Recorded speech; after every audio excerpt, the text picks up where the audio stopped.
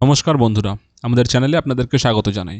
যারা চ্যানেলটিকে প্রথমবার দেখছেন তারা অবশ্যই চ্যানেলটি সাবস্ক্রাইব করে নেবেন এবং বেল আইকনটি দাবিয়ে দেবেন যাতে চ্যানেলে দেওয়া সকল ভিডিওর প্রথম নোটিফিকেশন আপনাদের কাছে পৌঁছে যায়। বেশ কিছু মাস কিন্তু জাজমেন্ট রিজার্ভ ছিল ডিএ মামলার, তারপরে কিন্তু সেই রায় বেরোয় এবং 5ই ফেব্রুয়ারি 2026-এর যে অর্ডার আসে, এই অর্ডারের পর আবার আগামীকাল মানে 15ই এপ্রিল 2026 কিন্তু কেসটি উঠতে চলেছেন। আপনারা দেখতে পাচ্ছেন 15 তারিখে লিস্টেড হচ্ছে কোর্ট নাম্বার 11-তে, আইটেম নাম্বার 301-এ।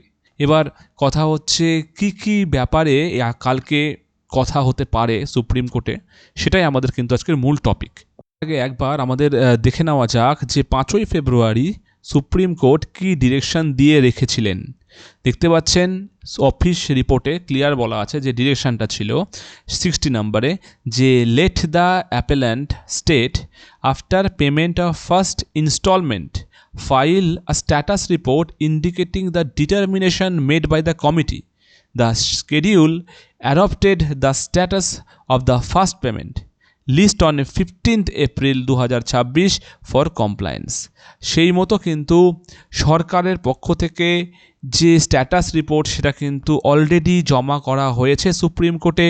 সেই স্ট্যাটাস রিপোর্টে আমরা কিন্তু এটা দেখতে পেয়েছি যে সমস্ত কথা উল্লেখ থাকলেও মানে যারা পেনশন পাচ্ছে তাদের ফার্স্ট ইনস্টলমেন্ট এসেছে, বা যারা রাজ্য সরকারি কর্মী তাদের ডিএর ফার্স্ট ইনস্টলমেন্ট এসেছে, কিন্তু যারা গ্র্যান্টিন তাদের জন্য কিন্তু কোনো রকম কথা ওখানে উল্লেখ নেই।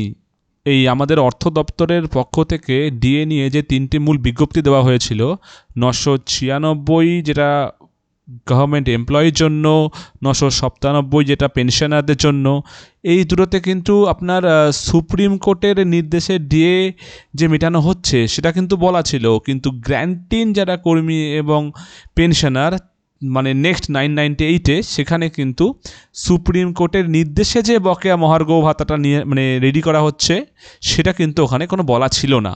কালকে যে ব্যাপারগুলো উঠতে চলেছে তার মধ্যে প্রথমেই যেটা দেখতে পাচ্ছেন সেটা হচ্ছে মিসলেনিয়াস অ্যাপ্লিকেশন। এই মিসলেনিয়াস অ্যাপ্লিকেশন কিন্তু ইউনিটি ফোরাম থেকে করা হয়েছে। ইউনিটি ফোরামের যিনি কনভেনার আছেন উনি করেছেন এটা মেইনলি গ্র্যান্টিনকে নিয়েই করা হয়েছে, যে 31শে মার্চের মধ্যে কিন্তু যারা গ্র্যান্টিন তারা কিন্তু তাদের বকেয়া ডিএ পায়নি।